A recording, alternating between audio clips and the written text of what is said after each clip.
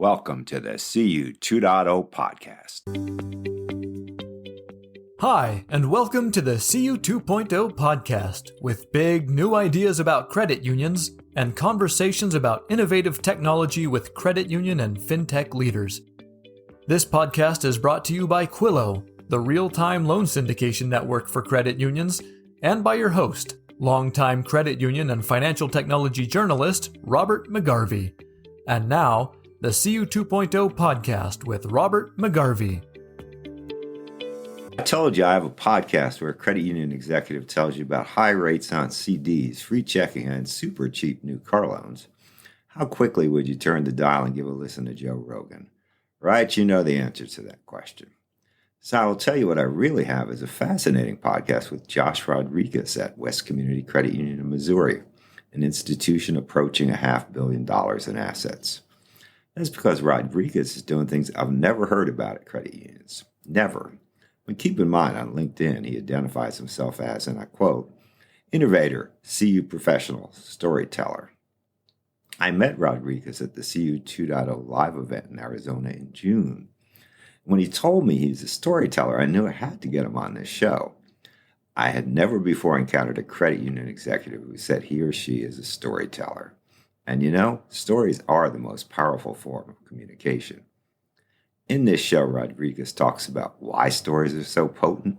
He also talks about a creative content package he has developed to help West Community's employees better know the execs in the C-suite and maybe also do some thinking about their own career development. Then he drops the bomb that West Community has planned a series of podcasts where members, mind you, members, not West Community employees, members will tell their stories about their relationship with the credit union. You have to hear how Rodriguez describes this project and hear, too, the passionate excitement in his voice as he opens his playbook. This is dynamite stuff. Listen up. What credit union did you work at before? Missouri Valley Federal. And roughly how big was that? Yeah, we were, at the time of the merger, we were right about 50 million in assets. We had about 4,200 members. And what was what was your membership base? It was community. We were started many years ago, I think in 1976, as a credit union for the local telephone company, which, as you know, that went the way of all things. All local, telephone companies did, and as they merged into others, and eventually, I think, became Contel and GTE. I think Verizon for a while. Multiple name changes over the years, and then in 1996, the board went ahead and changed over to a community charter. We're based out of Wentzville, Missouri, which is kind of on the edge of the St. Louis metro area on the western edge. Opened up a new branch in St. Peters, and that became the hub, and then ended up closing the branch at the Wentzville location, which was just on the telephone company campus. And so it was one of those sweet deals that many small credit unions have had previously, where I think some of the employees, or maybe all the employees, were on company payroll, kind of the sponsor, credit union sponsor. But as with others, that situation kind of went south. And so opened the community charter in 1996 and operated independently with one location until 2023, which is when we merged with West Community Credit Union. And what was your job at that credit union? I was the CEO for 11 years. I started there in 2012. Had worked my way up from, I think my first title was accounting clerk or something like that. I started in credit unions about 20 years ago, just over 20 years ago now, in Central California, where I was born and raised. Life kind of moved us here to the middle of the country, and I started a position there at Missouri Valley. My intention was to work there for 6 months and then to move on, and almost for 19 years, actually. Ended up working there in various positions, left for a brief amount of time, thought I had a career in IT. I actually got a degree when I was working there, and left, but still hung around and took care of the IT duties and ran the network, and then came back as the VP of operations in 2011. And then the CEO which was a kind of a revolving door, Robert. We had 7 CEOs in 10 years. It was not the best of times, but I started as the VP of operations in July of 2011. Uh, the CEO at that time put in his notice and left in October of 2011. And since I was so familiar with the credit union and had kind of worked my way up to that position, I thought, well, might as well throw my hat in the ring and see what happens.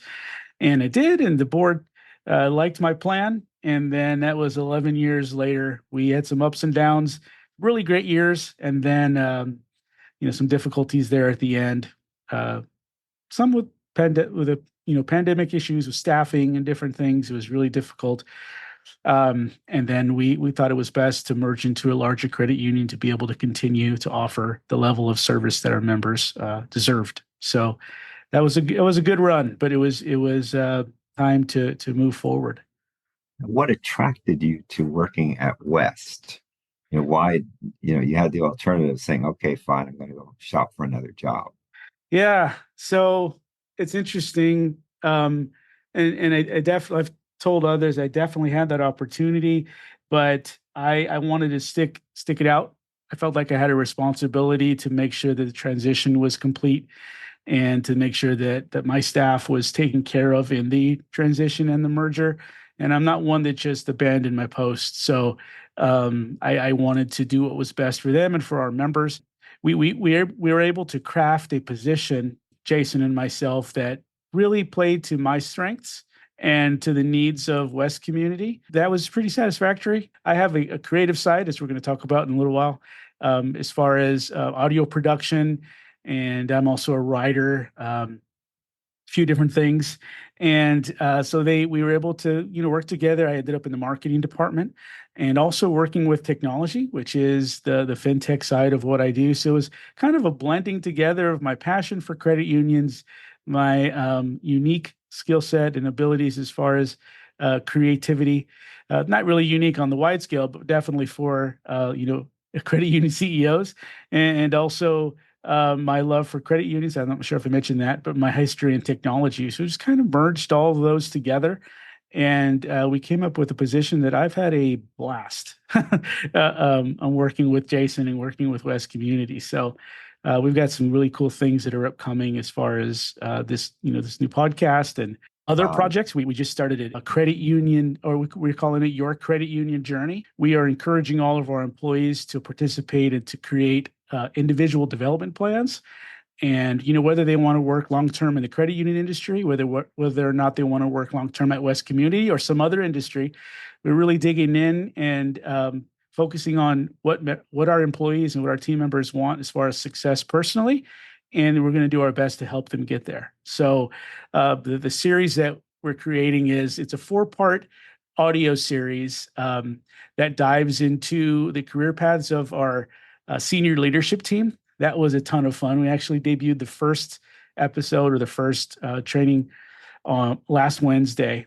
And I sat down and interviewed all 6 of our senior leaders, dug deep with them, and got into their career paths, got them to talk about the ups and the downs and the twists and the turns. And they have some fantastic stories about how they reached the senior or the executive leadership team of a $500 million credit union. So I was able to take all of that and I create some really great audio clips and debut it to all of our staff and tell them a lot of stories about our senior leaders that they simply didn't know. It was difficult for the leaders because they had to be very vulnerable. It was not easy to talk about themselves, talk about their history. And then even more difficult, I think, Robert, for them to listen to themselves talk about it because they were in on the training as well. And it was a little bit of a struggle, but we got nothing but positive feedback.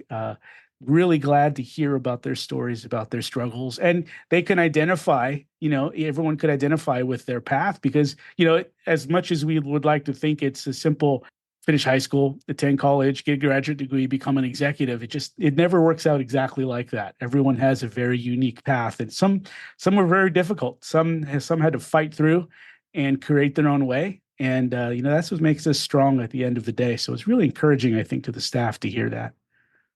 I think also, I don't know about your group, but oftentimes people stumble into credit unions. They don't quite know what it is. And one day they wake up and they apply for a job, they get hired. And some people just fall in love with it. They get that this is a different kind of institution. But they didn't necessarily know that in every case when they took the job in the first place. No, absolutely. I almost every executive that I've talked with um, had that type of a story. I don't know very many that decided I'm going to go down the path of working at a credit union. And part of the reason why we are launching this new podcast is because of that. I mean, simply we have what 6 to 8% of the financial market as far on the consumer side, and so that's very, very small. But yet we offer all of the same services, better service, I would say, the same products that just about every community and big bank offers. Yet the normal consumer still doesn't know who we are. So it's not even the credit union industry is not really on the radar of a counselor or someone at a college. But you're right. Once the right individuals get into the industry and they drink the Kool-Aid or they get bit by the bug, however you want to call it, it is a lifelong journey and something that many of us love, even if we didn't have an inclination to financial services or finances or any of those things. Just the fact that we help people in the way that we do that, it's life changing, not just for the people we help, but for those that love and live in the industry as well. Tell me, is this the executive interviews? Is that a series of podcasts or what's the format?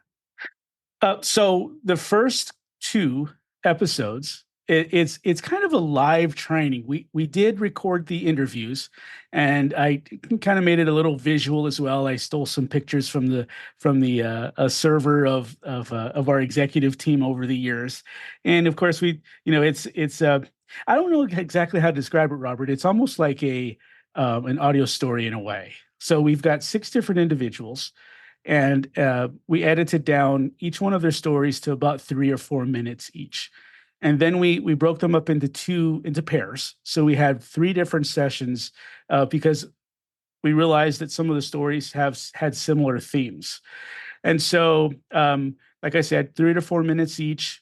Put those two together, and then I added some music to the background to make it a little easier to listen to. Added some visuals to it as well, and so the first episode is basically like that. We had a introduction, the AVP of training and development, and I headed it up. We brought everybody together by Zoom. It would have been fantastic to do this live, but it's just not possible, with 10 branches to do that very often. But brought everybody in by Zoom. We had an introduction to what the course is going to be. We introed each pair of stories. We played that for the staff, and then we had breakaways. So we had questions that we asked them to think about during the episode and then in their breakaway. So they went into different rooms via Zoom, about 5 or 6, I believe, team members per room, and just discussed it. And they came back, and then we shared it all together. So we did that 3 separate times, and they had some fantastic comments and really, really, really great engagement from the staff. So that's the first episode. The second episode is we're going to do something very similar, but the executive team has already started their individual development plans.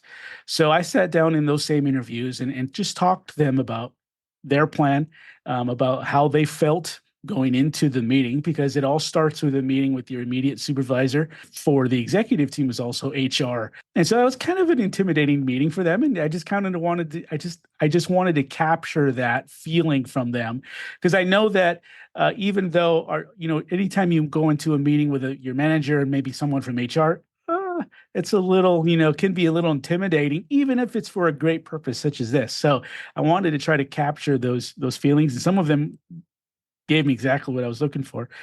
So this next episode, we're going to have a little bit of a conversation about how the executive team has progressed in their individual development plans. And then the second part of that second episode will be a conversation with Jason Peach, the CEO, and his career path. And he has some really great leadership principles that he's lived his life by. And so we're going to share that with everyone in the second episode. The third and fourth episodes will be a little different. At that point, we'll be able to speak very freely about the employees and team members creating their own individual development plan. And then as that's been introduced in conversations, one-on-one conversations throughout the next few months, they'll begin to learn about those, and we'll share some tips on those. And then the final episode is going to be a lot of fun. It's going to be, it won't be recorded, it'll be live. Part of this program also is finding in our staff subject matter experts. We call them SMEs. And individuals that want to become the go-to person for any task or any part of the credit union operations that they're just drawn toward, and become that subject matter expert. So we're intentionally doing this and finding them and getting them that designation, and working with them together to become the go-to people for these individual tasks and different products, and et cetera. And so the last episode is going to be a kind of a roundtable with those subject matter experts, and talk about their motivation, talk about their desire to learn, talk about their drive, and hopefully inspire some of the other team members that maybe are kind of leery about becoming SMEs or SMEs, and just kind of inspire them to take on that responsibility as well, and really dig in deep and learn about different things in operations, and just become a really valuable asset to our other team members. Now, you said you have 10 branches, if I heard you right. How many employees? About 125 right now. 125. So Uh-huh. it's improbable that Jason knows the first names of all the employees. He might if he has a really terrific memory. Probably not. Jason he loves people, and I would say you're probably right, though. So this is a way for him to get to know people because they're getting to know him. Exactly. And that was our purpose with the interviews with Jason, and also the senior leadership team. Because, as you move up the ladder, as you move into executive roles, you become, busy with other things. And it's you have to be really intentional to make these connections with frontline staff or with others that are in, I don't like to say it, but in lower levels of the organization. That's just simply the way that it is, right? And sometimes an executive, and I can speak from experience because I've done this myself, an executive can move into, the quote unquote corner office, or move into the executive team, and kind of become numb to those that are in the trenches. And those stories don't flow as well as if you're, a lower level manager, et cetera. And so the part of the reason for us, another part of, of our motivation for these stories is to help reconnect the rest of the staff to our leadership team. Not the relationship is bad, but it's just a natural thing. Often there's no relationship. And I'm not saying I know that for a fact about West, but in many institutions, there really isn't any. And I think the institution will work better if there is something of a relationship. If people say, hey, this Jason guy's cool, I'm glad I work here, he's a good leader. Or, that's a good thing if that's actually happening. No, you're absolutely right. And it's kind of just a natural drift, as you move further away from that experience on the front line. You kind of forget about the difficulties of the day in and day out, the transactional, work that you have, and you move away from that. And you're right. It's difficult in every institution, every company. And we're not doing it perfectly. I don't know that there is any company that actually is, but we're being very intentional with this to help that connection be made with our staff. Credit unions say that one of their differentiators is their employees. To make that true, you have to have energized employees who are really engaged and get what the credit union is doing. They're happy to be on the team. They're not just punching the clock. And this introduction to the leadership, I haven't heard anything quite like this. I think it's a really intriguing idea, particularly since you're not just doing the CEO. I mean, every Apple employee knew something about Steve Jobs. Did they know something about the SVP of marketing? Probably not, right, to be honest. And you're kind of spreading this a bit wider than just the CEO. And that's I haven't heard something quite like this before. It's pretty cool, I think. Yeah, we haven't either. Not that we've that we've heard of. This kind of came about as a a workforce development task force that I'm on, where we are intentionally helping and reaching out to employees. And like I mentioned, the individual development plans, the IDPs, as we call them, is a big part of that. And we wanted to inspire them to create their own IDP. And it's optional. It's nothing that is that's required. We know some employees just won't they'll just choose not to create those plans, and that's fine as well. We don't want anyone to feel like they have to do this, but if they are interested in their own personal success, we want to make sure that we're there for them, and we want to inspire them to reach the executive team. Whether it's at West Community or another local credit union or another institution, or even at another industry altogether. And we really felt like learning the struggles and the victories of those that are, living out success at this moment can really be helpful, and I think it will. What intrigued me about talking to you in the first place is that you refer to yourself as a storyteller. I was thinking, how many credit unions conceive of telling stories? Not many, if any, in my memory. That's a problem. Yet story is a way to engage people. I mean, what's the best-selling book of all time? The Bible. What's the Bible? A collection of stories, man. Right. Right. Stories that were stories. Told. Exactly. Stories that were passed down first verbally, and then written. And yeah, absolutely. The best storyteller. I mean, if you want to talk about the Bible, the best storyteller that ever lived was Jesus. The parables are filled with life principles. Whether you are sympathetic to Christianity or not, there's no doubt that the stories he told were life changing and had a huge impact on on all of history. We can pretty much say that because there are stories that are still very familiar. Everybody knows the story of the Good Samaritan, or at least that phrase. They may not know where it originated. Everybody knows the miracle of the loaves and the fishes. They right. They know that expression. They might not know exactly what happened there. Right. The story of David and Goliath, still told over and over and over again, and it originated, way back in ancient times. But it's a fantastic story, and one that we can relate with, and one that we can see in our lives, and one that we can share in the victory of it, and really connect with the truths that are in those stories. And now, how are you using stories? I was looking through some emails you sent me, and you had one. It was a fragment of a story, if I'm remembering this right. It was about a developmentally disabled guy with a bicycle who bicycled to a branch every day for unknown reasons. He just seems to like going in the branch and connecting with the branch. Right. And right. And then his bicycle is stolen, and then you leave me off there. That's saying what's the rest of this story, man? You can't do this. That's why it's called a teaser, Robert. So the other thing that we're doing, and this is more external. The training we just talked about is all internal, but we are creating a public podcast that is going to tell our members' stories. Many podcasts out there. We're recording one right now. There are not that many by credit unions, to be honest. Correct. Since this started 6 years ago, the number of podcasts like mine has gone up tenfold. Yeah, there weren't very many 6 years ago. There's tons now. There are lots of credit union industry podcasts. Exactly. They're not credit union podcasts that I'm aware of. Not too many. Right. And the credit union podcasts that are out there that are normally someone in the marketing department or the CEO, and they talk about credit union issues somewhat, or products.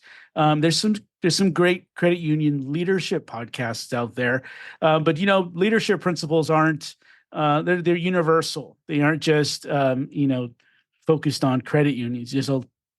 If you want to talk about a lot of podcasts, there's a lot of leadership podcasts out there that can span every industry. There's not a lot of podcasts that I have not been able to find any that focus on telling member stories. Maybe that's not true. I have found a couple, but they aren't recent. They're from a few years back that actually focus on telling members stories.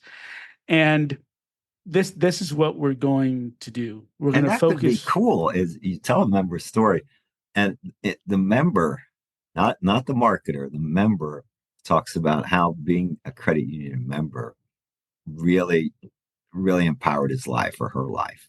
And and that has some firepower and credibility, I think. So we're going to go a step deeper than even that. Um, a lot of great podcasts. Most of them interview, style. They're interviews between a couple of people, and they tell the stories. We're going to take this a few steps further. We are going to create audio stories and not just interview podcasts. So the teaser that you referenced, yes, is one of our members that visits our one of our branches every day, and he has for 7 or 8 years or longer. And he just loves the people. He is developmentally disabled, and he has some life struggles. And we're gonna do our best to tell his story, but we're going to tell it in a different way than anybody's done. And the best thing that I can liken these stories to is audio stories that you would hear on shows like This American Life, Right, right. on NPR. They're fully produced. They do include the actual member's voice because I think it's very important that the member or that the listener hears directly from the member who's been affected and whose life has been changed. And so they're also going to include custom music, maybe a little bit of production on the sound effects side, just to draw people into this fully immersive story. We need to tell these stories, but not just tell them, but tell them well. I traveled around to all of our branches, and when was in the process of gathering member stories, and this was a bit of a challenge. But I created a short presentation and went out to all 10 of our branches and explained to them what we're going to be doing, how I needed some leads for these member stories, and how we were going to produce them.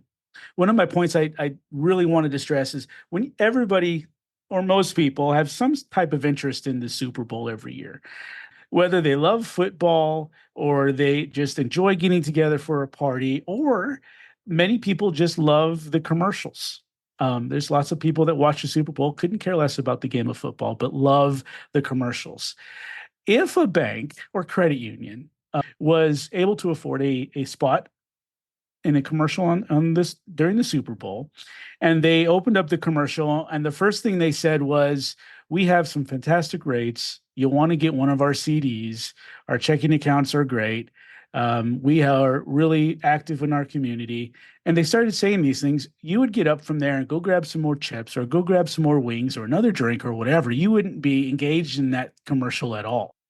Advertisers know this. And so what they do during the Super Bowl is that, of course, they do their best to grab people's hearts. And how do they do that? Well, they do that by telling a great story. Just this past Super Bowl, there was a commercial for an automaker. I don't remember what it was. Story was about a young girl who was a skater. And in just a few short scenes, we realized that her mother had passed away. She was being raised by a single father, and she had a grandfather who was not able to make it to her big skating recital or dance or whatever it was. And the father rigged using the electric car with some outdoor lights, the ability for her to perform right outside her grandfather's window. It was a fantastic commercial, brought tears to my eyes, and I immediately wanted to buy one of their vehicles. But it was a great story in 30 seconds, grabbed my emotions, and I was sold. Same thing, you can go to the other end of the spectrum.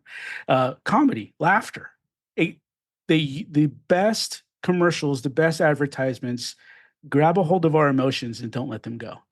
And that is the essence of a good story. People want to be moved. People want to be touched. They want to have their emotions affected, and that will drive them to listen or to purchase or any of these different things.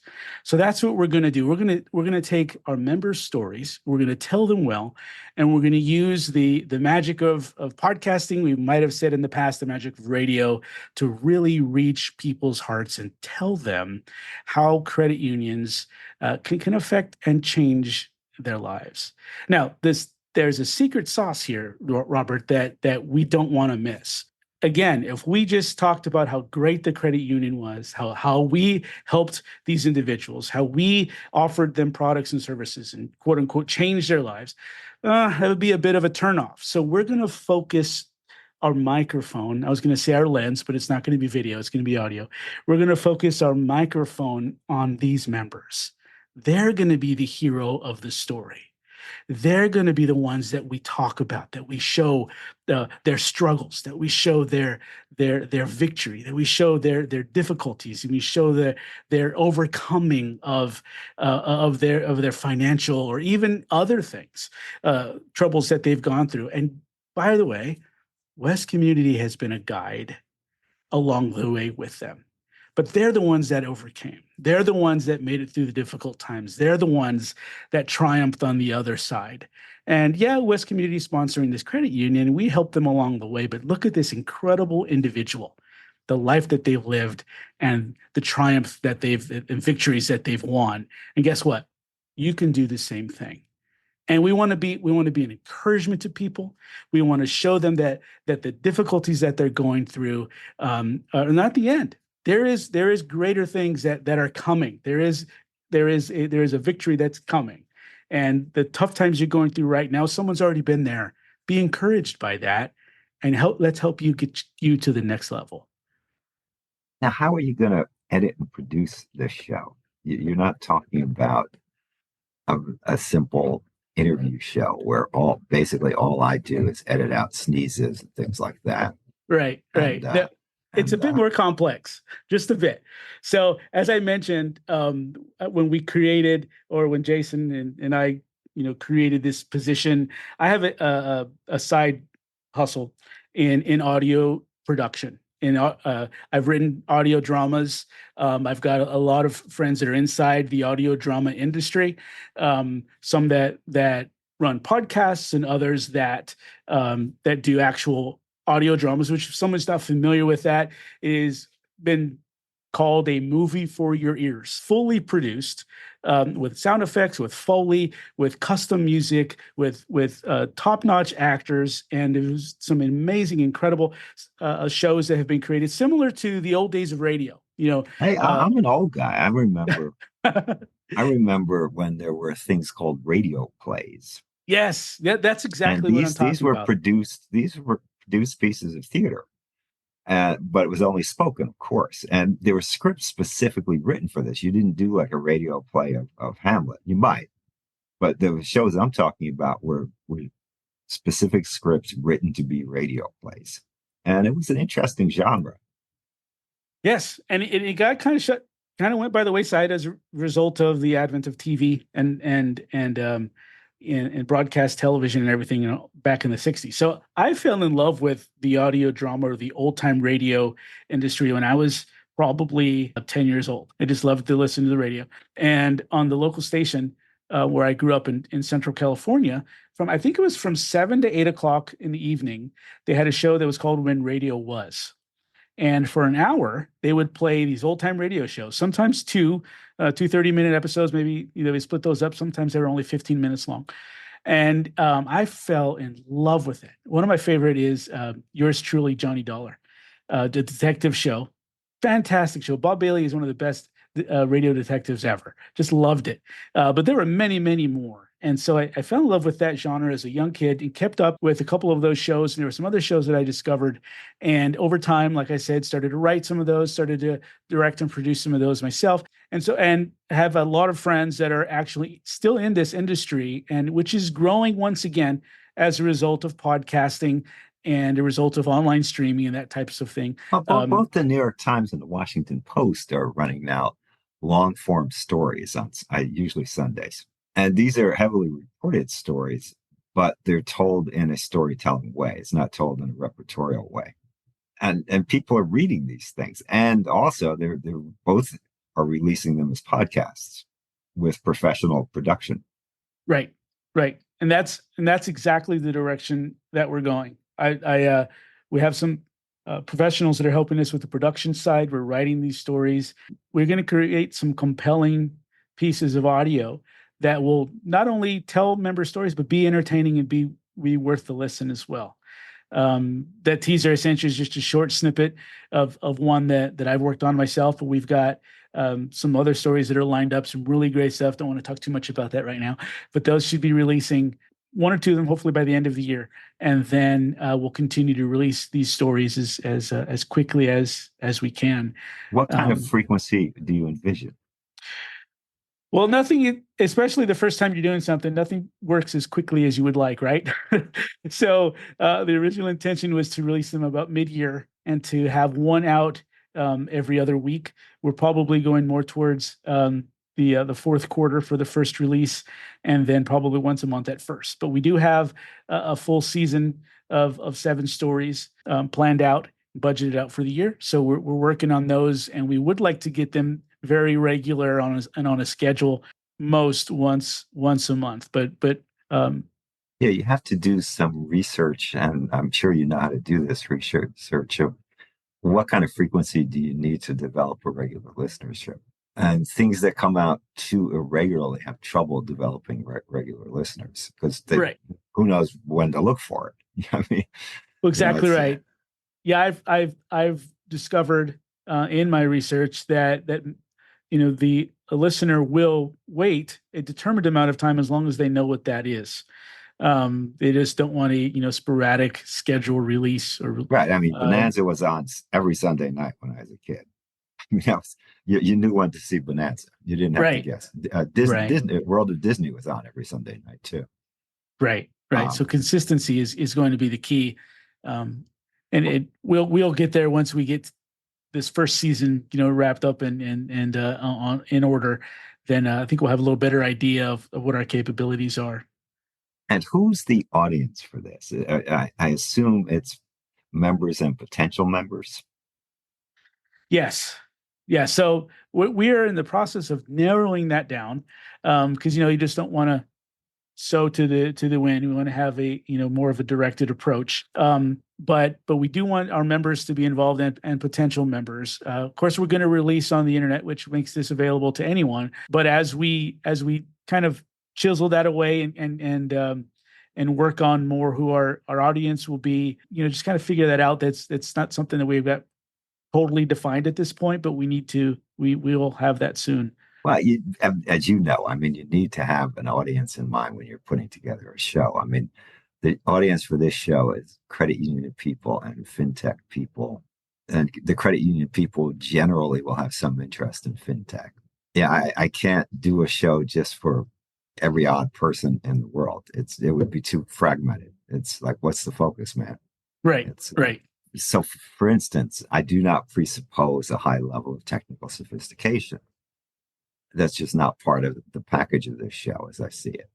I do presuppose a willingness to hear about technology, though, and you don't have to be a geek to listen to this show, but it helps if you're interested in geek things. Got If you it. follow Got me. it. Yeah, yeah, that makes sense. No, this is very exciting because I've never heard. I mean, credit union people often say, "Hey, we're going to do this big marketing thing on social media," and usually it consists of some not really terribly good sales pitches. It's Uh-huh. like, and you say, "Well, who's going to pay any attention to this?" And my answer is probably nobody, man. Probably nobody. Whereas this is, I mean, go back to the Bible thing. I mean, this is story, and story captivates people. People want to hear stories. Exactly. Everybody loves a good story. Everybody loves to hear about how someone else went through difficulty and then overcame. Um, and that's part of the reason why we're focusing more on the member. And we're not trying to make the credit union the hero, not trying to make the credit union the focus, but we're focusing on the individual. Well, credit union is its membership in a certain respect. Yeah, Yeah, what that's yeah, great point. Great point. yeah, is JP Morgan Chase the customer base? I don't really think it is. I think it's more the employee base. But a credit union really is differentiated by its membership. And historically, the memberships were really pretty different. That's was in the age of the segs. Today, community based, I don't know how different the memberships are. So some are very different still, but this is intriguing stuff. I really do hope you can inspire other credit unions to try to do something similar. Although I think the audio skills are going to be an obstacle for many others. Yeah, like this is a unique project in that way. So we do have that, I don't want to say advantage, but we do have No, it is an advantage. yeah. It is an advantage to have some technical ability, and audio is it's not as easy a medium to work in as some people think it is. It's not just talk, talk, talk, talk, talk, particularly not the way you're approaching it. Right, right. I think when you contrast the difficulty of video and audio, many think, well, audio is just voice or it's just sound. That makes So it that, harder. well, you're exactly right, because the theater of the mind, which is what audio dramas or old time radio shows used, is you have to create that landscape, you have to create the soundscape, you have to create the picture in You have someone's to get mind. me to see it through your words, not through your pictures. Exactly, Yeah. and that's the beauty of the medium, is that Robert can create whatever visuals in his mind that he would like. Will encourage you to go a certain direction, but you can see a character, and this is kind of outside of what the credit union is doing, but in the audio drama world, you can see a character, you can see a scene, and it looks 100% different from the way I imagine it, but it's not created for you. You're just allowed to enter into that story. And so it is really an amazing thing. I really love the genre. I think I'm glad it's growing, and I think it'll continue to grow. It's kind of the same thing we want to do here. Is you're not going to be able to see the member, you're not going to be able to see their struggles, but you're going to hear it. And we're going to do our best to draw you into that story, to where you're almost a participant in the story rather than just a viewer, rather than just an observer. You're going to be walked through their story, as they continue down the path, which is Just look at the huge audience for podcasts today. 10 years ago, if you told me that there's going to be a big audience for MP3 audio shows, I'd say, you're wrong. That's crazy. right. Right. and It's quite and incredible. now we have these monsters like Joe Rogan, who has like stratospheric listenership numbers. I don't think I've ever listened to Joe's show, but I'm not putting him down, but I know the numbers are just astronomical. I've only seen and heard clips of his show. I've never actually, gone out and listened to an entire episode. I don't really have 3 or 4 hours to do that. Right. But There's some of these guys who go on for like 2 hours. I mean, right. But man, I'm glad you're that entertaining. I'm not. exactly. Yeah, me neither. But their success is quite impressive, with what they've been able to do. And it started with audio. They do have the video component, of course, now, but the audio is what's most important. And so that's we're going to try to tap into that. As I say, it's just MP3s, and MP3s were languishing on the market for quite some time, and then suddenly podcasts come along, and it's a whole new medium, man. Right. Well, it's actually kind of just MP3s, but audio storytelling, as I say, I've talked to a gazillion credit union people, gazillion credit union marketers. I've never heard this particular pitch before. It's fascinates me because I think done right, this could work. The tricky part is doing it right, because it does take a lot of skill, I think. Right. No, for I'm sure. not questioning your skills. I'm just saying for those who are sitting there saying, well, I want to do this. Okay, but make sure you skill up, man. Yeah, it is. It's going to take some hard work, and for sure. And then there's even more than just the technical side. You're telling a story, so you've got to be good at crafting that story, and using the principles of storytelling is just as important in audio as it is in a novel or in anything that is written. And taking people down this journey, using the principles, like I said, of storytelling. That's key to all of this. Keeping the listener engaged. Using the same, I was going to say tricks, but I guess they are kind of, so using the same methods that a writer would to keep the reader to, keep them turning the next page or going on to the next chapter. It's the same type of a muscle that you use to keep people engaged with these types of stories. And so it's really important that they're told well, and not just presented, as a story from the technical side, or not just produced well, but that it's a great story as well. And that's what people really want to hear. That's the key. That's the challenge. But the good news for you is you understand that. That doesn't make it any easier to do it, but at least you understand that you have to do it. Right. Exactly right. Exactly right. And it's part of doing what I love. And so all these things kind of just came together and still going to be a ton of work, but that's okay. That's the joy in creating.